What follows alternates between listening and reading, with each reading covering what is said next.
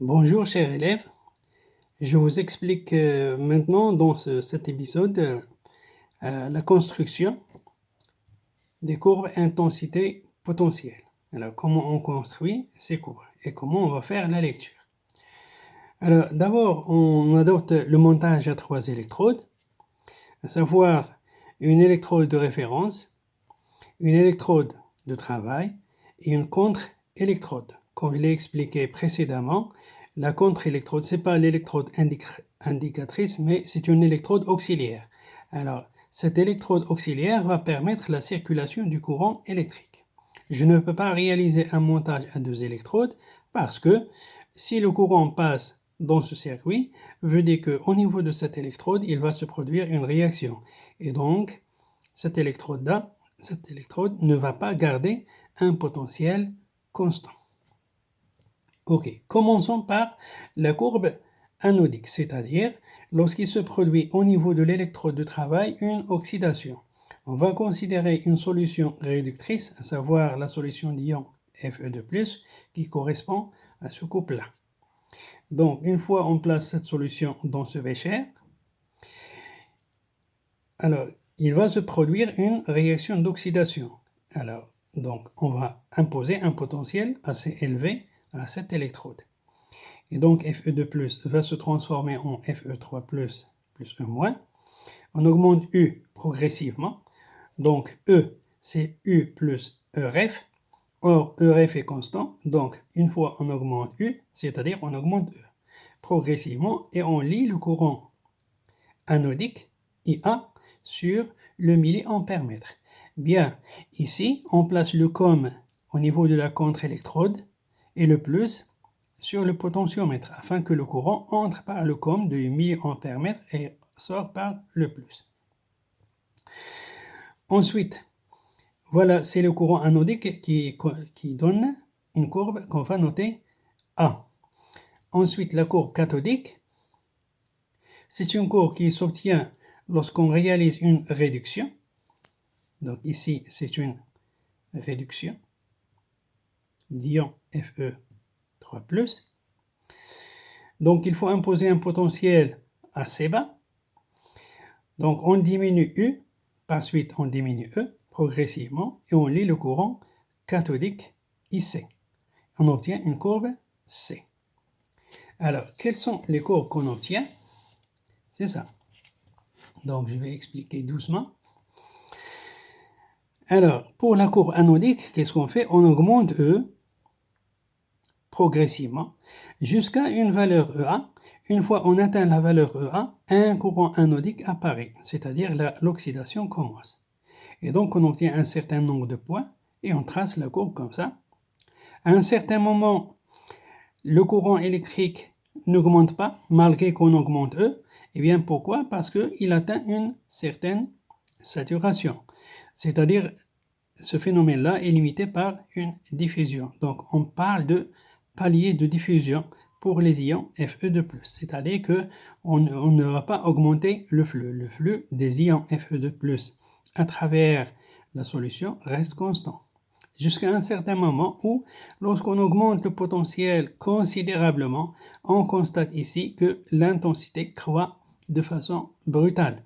Alors, cette croissance de l'intensité résulte d'une réaction de l'eau, c'est-à-dire que H2O se transforme en O2.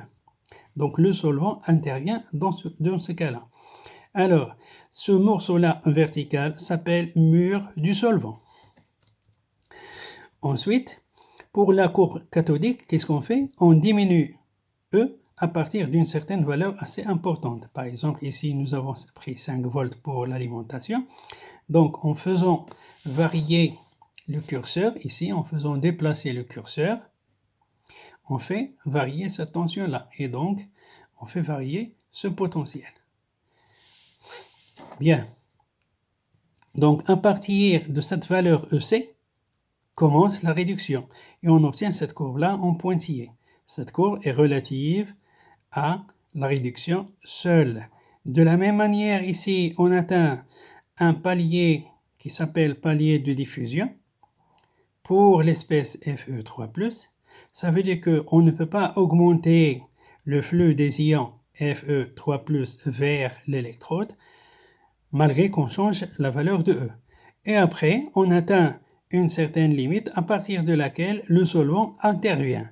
Dans cette situation-là, ce sont les ions H+, qui vont se réduire en H2 gaz.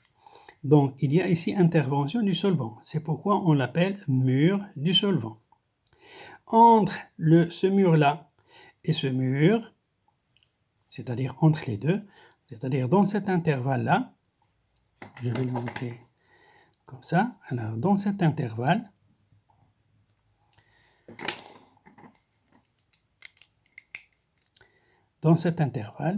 donc d'ici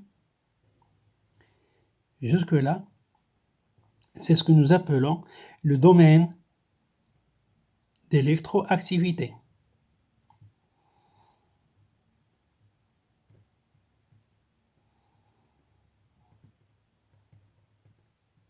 C'est-à-dire c'est le domaine dans lequel il peut y avoir réaction des espèces autres que le solvant. Ensuite, on passe au courant global. Alors, le courant global, c'est quoi? C'est I égale IA plus IC. C'est-à-dire, on fait une superposition, c'est-à-dire la somme des deux courbes, la courbe d'oxydation et la courbe de réduction. Donc, on obtient cette courbe-là en rose. Alors, l'oxydation se produit pour E supérieur à EA, la réduction se produit pour E inférieur à EC, et les deux à la fois, c'est-à-dire si je considère ce potentiel-là, il peut y avoir soit une oxydation pour ce courant-là, ou une réduction pour ce courant. Ça veut dire quoi? Ça veut dire que les deux phénomènes, pour ce potentiel, les deux phénomènes se produisent à la fois, l'oxydation et la réduction. Mais seulement ici, l'intensité pour l'oxydation est plus petite que l'intensité pour la réduction. Ça veut dire que globalement, on observe une réduction. Alors, pour I positif, c'est-à-dire dans cette zone-là, pour I positif, c'est l'oxydation qui l'emporte sur la réduction, parce que l'oxydation se fait plus rapidement que la réduction. On dit qu'il y a globalement une oxydation. Pour I inférieur à 0, c'est-à-dire c'est la réduction qui se produit plus vite que l'oxydation. Et donc on obtient une courbe de réduction, c'est-à-dire globalement, il se produit une réduction. Et le courant s'annule en ce point-là, c'est-à-dire lorsque le courant anodique est égal en valeur absolue au courant cathodique. Dans ce cas, les deux phénomènes, la réduction et l'oxydation, se produisent simultanément et à la même vitesse, ce qui conduit à un équilibre électrochimique. Et dans ce cas, le E, c'est E équilibre, donc E égale E équilibre, c'est le potentiel redox, c'est-à-dire le E0, le 0,06 log 2 Fe3+, divisé par Fe de plus. Attention, d'un point de vue pratique, au niveau pratique, lorsqu'il y a réaction, si on attend beaucoup de temps, on s'aperçoit que la concentration diminue et donc la variation de l'intensité du courant ne reste plus régulière. C'est pourquoi il faut à chaque fois alimenter la solution par des ions. Sinon, on peut choisir une autre alternative, à savoir d'ajouter un sel de fond. Donc on peut ajouter un sel de fond, c'est-à-dire c'est un sel qui apporte plusieurs ions afin d'assurer une bonne conductivité à la solution. Et voilà.